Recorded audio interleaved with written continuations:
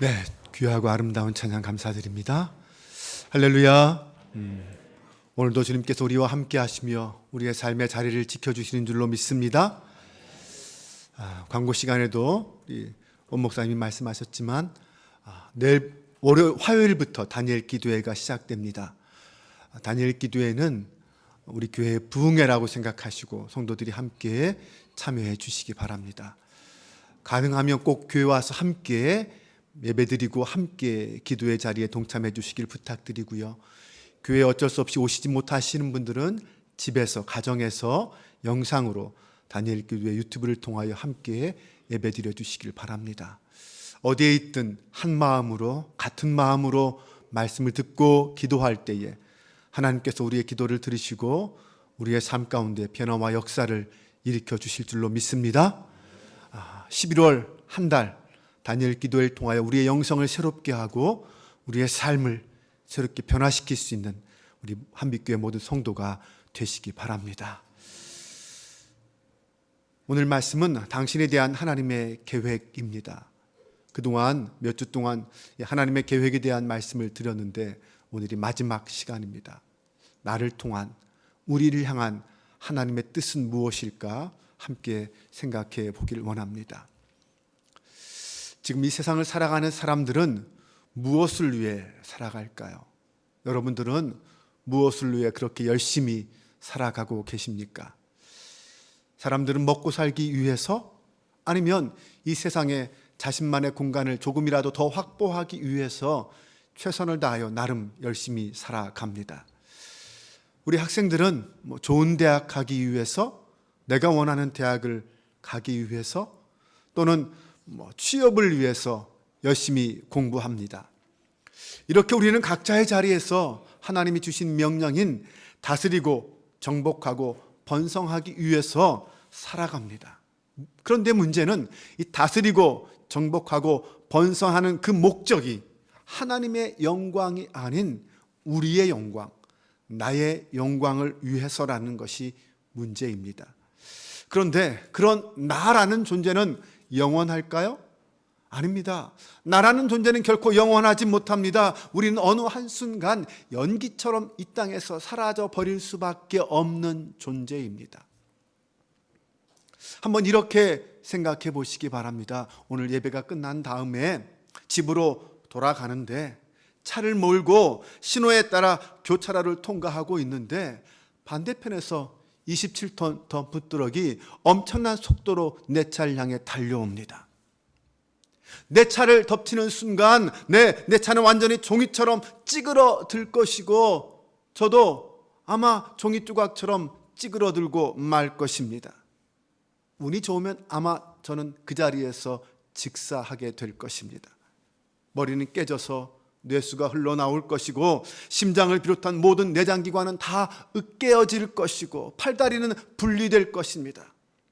그 순간 그동안 내가 함께 꿈꿔왔던 그 모든 희망과 행복과 꿈도 다 사라져버릴 것입니다.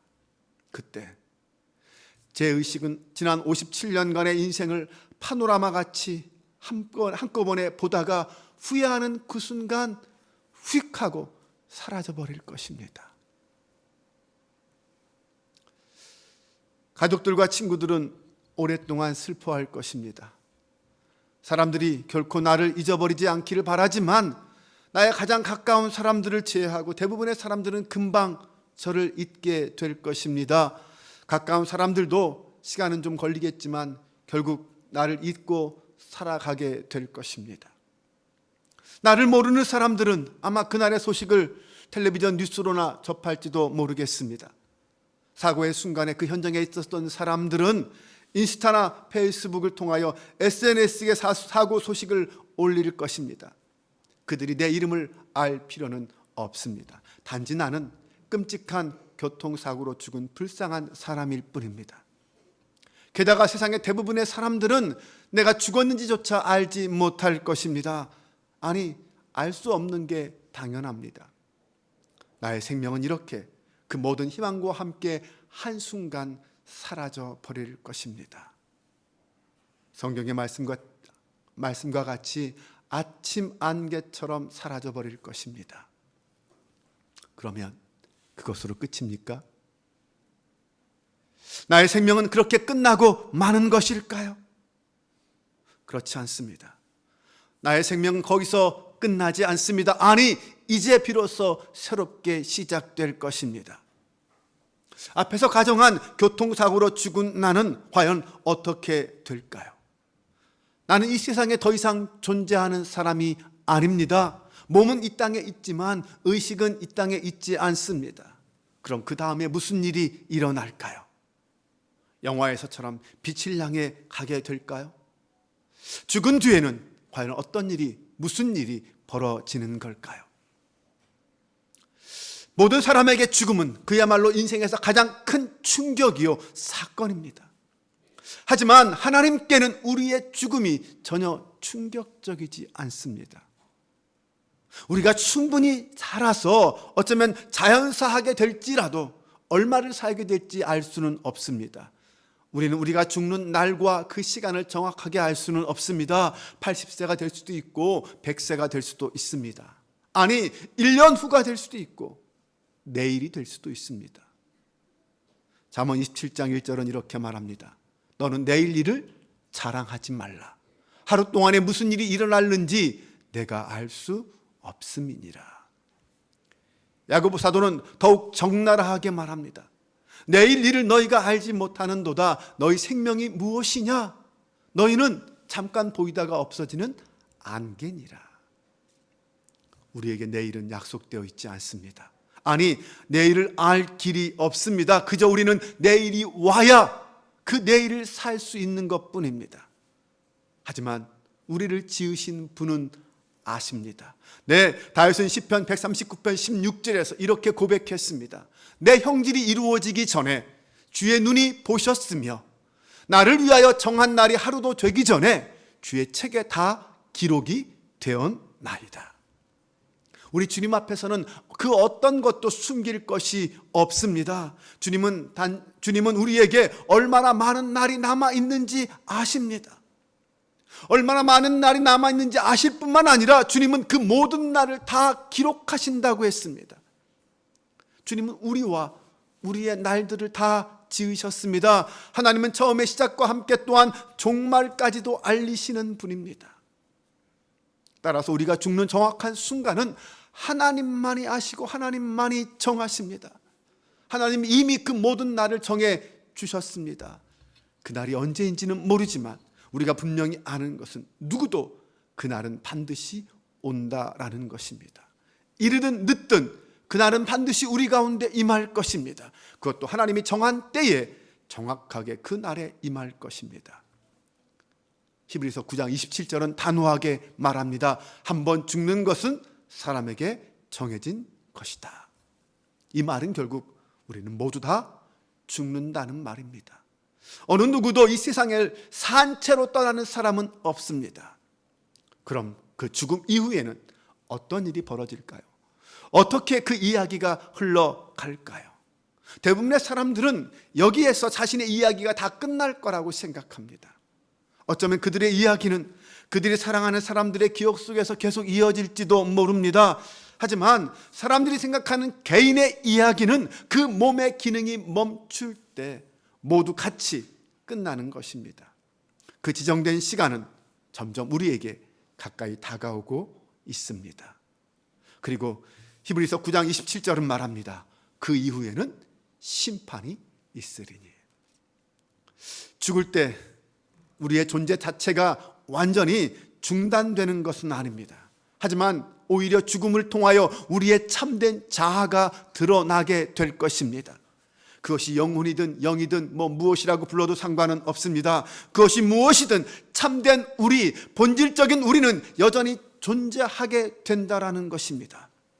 그리고 우리를 지으신 창조주 하나님은 성경을 통하여 우리가 그 이후에 분명히 하나님 앞에 서서 설명을 드릴 때가 온다라고 성경은 말합니다. 이제 영적인 길에 있는 유일한 갈림길이 우리 앞에 나타나게 될 것입니다.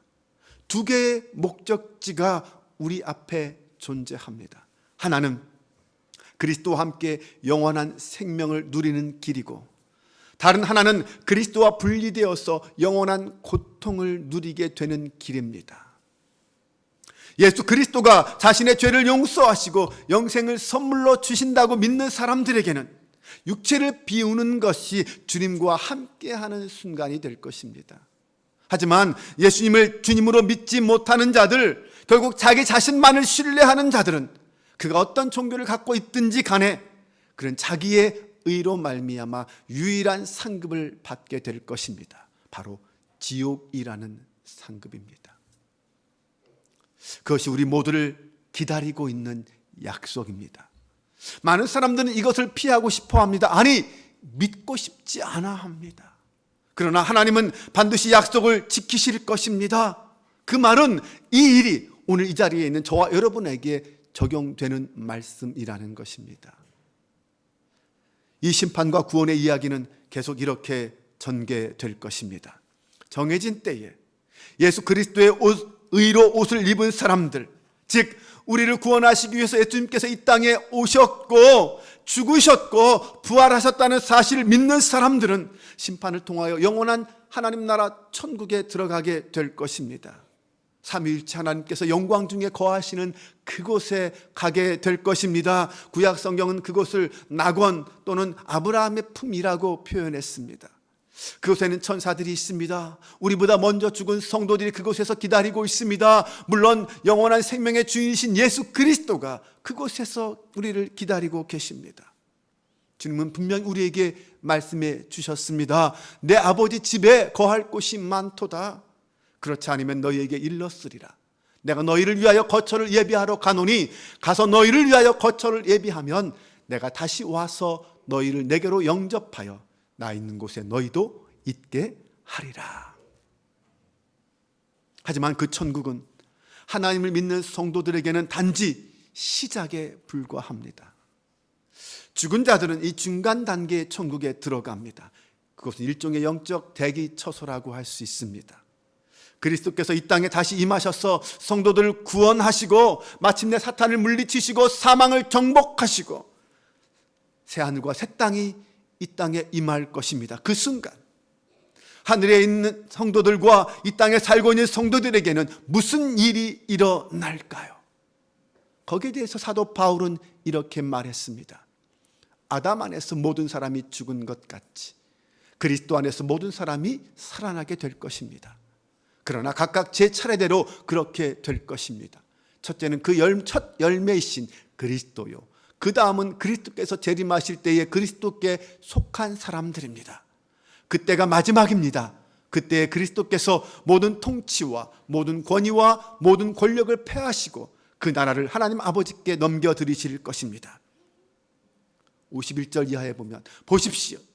내가 여러분에게 비밀을 하나 말씀드리겠습니다. 우리가 다 잠잘 것이 아니라 다 변화될 터인데 마지막 나팔이 울릴 때에 눈 깜빡할 사이에 호련히 그렇게 될 것입니다. 나팔 소리가 나면 죽은 사람은 썩어 없어지지 않을 몸으로 살아나고 우리는 변화될 것입니다. 썩을 몸이 죽지 않을 것을 입어야 하고 죽을 몸이 죽지 않을 것을 입어야 합니다. 그때가 되면 우리 모든 그리스도인들은 자신의 부활체를 입게 될 것입니다. 즉 그들의 과거와 현재 육체는 죽지 않고 영광으로 입게 될 것입니다. 그 몸을 가지고 그 변화된 부활의 몸을 가지고 우리는 예수 그리스도를 맞이하게 될 것이고 주님과 함께 예배하며 주님과 함께 즐기게 될 것입니다.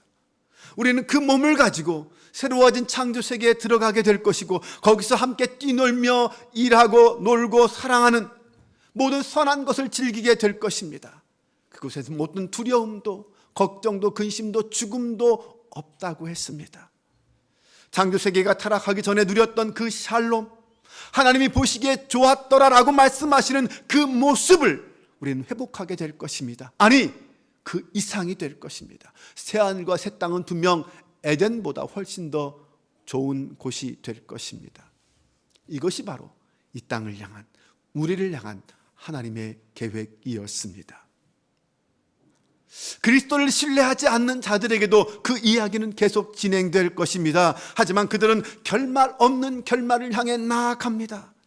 지옥은 우리가 걱정하는 것 그 이상이 될 것입니다. 우리가 상상하는 것보다 훨씬 더 나쁜 곳이 지옥입니다. 성경은 지옥을 어둡고 불타는 곳으로 묘사합니다. 하나님의 진노로 인하여 고통당하는 곳이라고 말합니다. 뿐만 아니라 철저한 분리와 단절이 된 장소라고 말합니다. 사도 요한은 그곳을 불못, 불바다라고 표현했습니다. 그들의 그 형벌은 영원히 계속될 것입니다. 영원히 말입니다. 요한계시록 20장 14절 이하는 말합니다. 그리고 사망과 지옥이 불바다에 던져졌습니다. 이 불바다가 둘째 사망입니다. 이 생명책에 기록되어 있지 않은 사람은 누구나 다 이 불바다에 던져졌습니다. 이것이 죽음 이후의 죽음, 곧 둘째 사망을 가리킵니다. 하지만 하나님의 성품도 이 마지막 심판을 바꾸지 못합니다. 하지만 하나님께서는 그 심판 속에서 죄인들을 구속하시고 창조 세계를 회복시켜 주심으로 당신의 영광을 다시 이루어 회복하여 드러내실 것입니다. 시편 90편에서 다윗은 이렇게 말했습니다. 모세는 이렇게 말했습니다. 우리에게 우리 날 계수함을 가르치사 지혜로운 마음을 얻게 하소서. 이 말은 우리가 지혜로운 마음을 얻기 전까지는 우리 날 계수하는 것을 하지 못할 것이다 라는 말입니다. 네, 맞습니다. 우리는 우리 날을 계수하지 못합니다. 내가 얼마나 살다가 어떻게 이 땅을 떠날지 알 수 없습니다. 그러다 보니 헛된 것만 쫓다가 참된 지혜를 찾지 못하고 그렇게 죽어갈 것입니다. 하지만 하나님이 들려주시는 이야기는 그리스도가 그 모든 것의 치유책이라고 말씀하십니다. 주님은 타락 이후의 세상과 세상의 이 구속과 자유를, 그리고 나아가서 구원과 회복을 가져다 주셨습니다. 우리는 죄로 인해 고통당하고 수고할 수밖에 없는 그곳에 그리스도께서 쉬운 짐과 가벼운 멍에를 가지고 이 땅에 오셨습니다. 그리고 마침내 우리를 당신의 왕국에 초청해 주시고 저주받을 모든 피조물의 고통과 수고를 다 사라지게 해 주실 것입니다. 우리의 모든 눈물을 씻어 주실 것입니다. 우리의 죄는 인간 사이의 분열을 가져왔지만 그리스도는 우리를 연합하게 하십니다. 우리의 죄는 영적인 속박과 전쟁을 가져왔지만 그리스도는 죄와 사망을 정복하시고 십자가에 승리하심으로 사망을 부끄럽게 하셨습니다. 우리의 죄는 이 창조 세계에 저주와 신음을 가져왔지만 그리스도는 모든 회복을 가져오셨습니다. 우리가 죄를 가져온 반면 주님은 생명을 주셨습니다. 죄는 우리를 하나님과 분리시켰지만 그리스도는 우리의 중재자가 되시고 보호자가 되시고 화목제물과 희생제물이 되셔서 우리와 하나님을 화목하게 하셨습니다.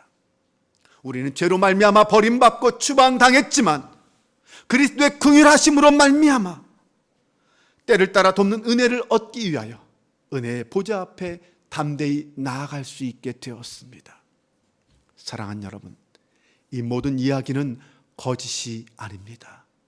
참된 이야기입니다. 실제로 일어나고 있는 이야기입니다. 우리는 이 이야기를 믿습니다. 하나님은 실제로 이 땅 가운데 임할 것입니다. 따라서 오늘 여러분이 이 문제에 대해서 다음에 한번 생각해 보겠다고 결정을 미루어서는 절대로 안 됩니다. 히브리서 기자는 이렇게 말했습니다. 오늘 너희가 그의 음성을 듣거든 경노하시게 하던 것 같이 너희 마음을 완고하게 하지 말라. 오늘 여러분의 이야기가 어떻게 마무리되기를 원하십니까? 여러분의 인생이 어떻게 마무리되기를 원하십니까? 위대한 여러분의 이야기를 쓰기 원하십니까? 그렇다면 지금 이 순간보다 더 나은 때는 없습니다. 바울은 고린도후서 6장 2절에서 이르시되 내가 은혜 베풀 때에 너희가 너에게 듣고 구원의 날에 너를 도왔다 하셨으니 보라 지금은 은혜 받을 만한 때요 보라 지금은 구원의 날이로다. 네, 지금 바로 이 순간이 그리스도께로 돌이킬 때입니다. 지금 이 순간이 바로 예수 그리스도를 나의 구세주로 영접할 때인 줄 믿으시기 바랍니다. 믿지 않는 제 친구가 이런 말을 했습니다. 자신은 삶의 모토가 현재의 최선을 다하자라는 것이라고 했습니다. 네, 그 친구는 똑똑한 친구입니다. 네, 자신의 모든 일에 최선을 다했습니다. 그래서 어디서나 인정받았고 친절했고 따뜻한 사람이었습니다. 하지만 문제는 그것이 한순간이라는 것입니다. 영원하지 않습니다. 그도 때가 되면 한순간 이 땅을 떠나게 될 것입니다.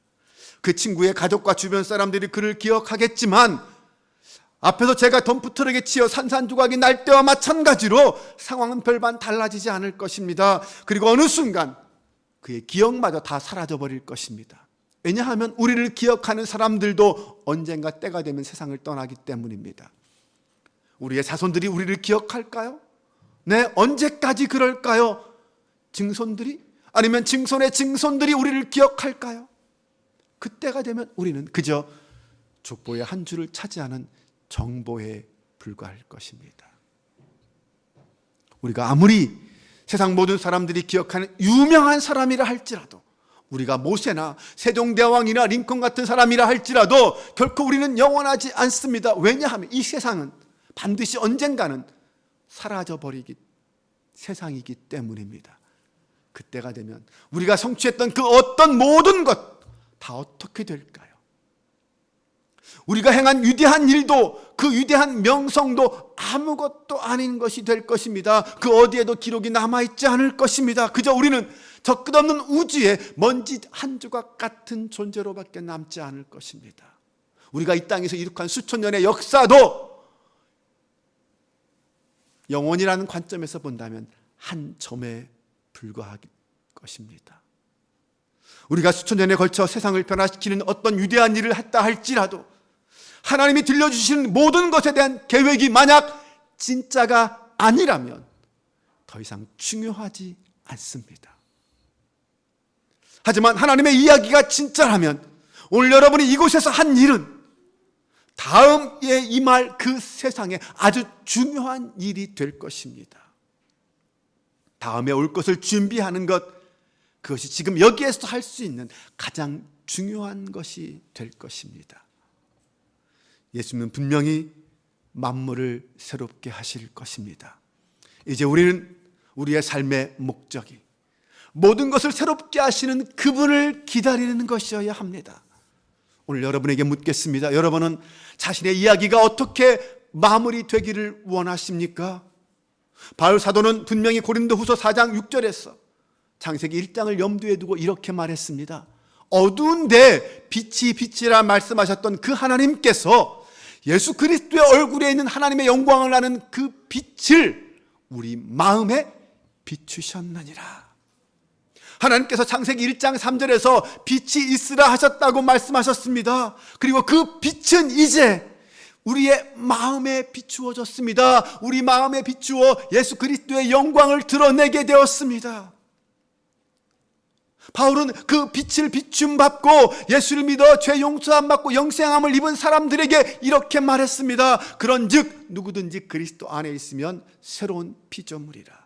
이전 것은 지나갔으니 보라 새 것이 되었도다. 네, 우리는 이제 예수 그리스도 안에서 새로운 피조물이 된 줄로 믿으시기 바랍니다. 창세기 1장으로부터 시작된 하나님의 구원 계획은 만물을 새롭게 하신 예수 그리스도의 복음의 능력으로 이렇게 완성되어져 갑니다. 우리는 성경을 통하여 이 우주의 비밀과 진리이신 성령을 통하여 이루신 그 모든 것을 알게 되었습니다. 아직 끝은 아닙니다. 그러나 곧 그 끝은 옵니다. 그리고 다시 시작될 것입니다. 끝이 돼 끝이 아닌 그날을 기다리며 사모하면서 우리는 마라나타 주 예수여 어서 오시옵소서 이 외침을 외치며 기도하는, 기다리는 저와 여러분의 삶이 될 수 있기를 주님의 이름으로 축원합니다.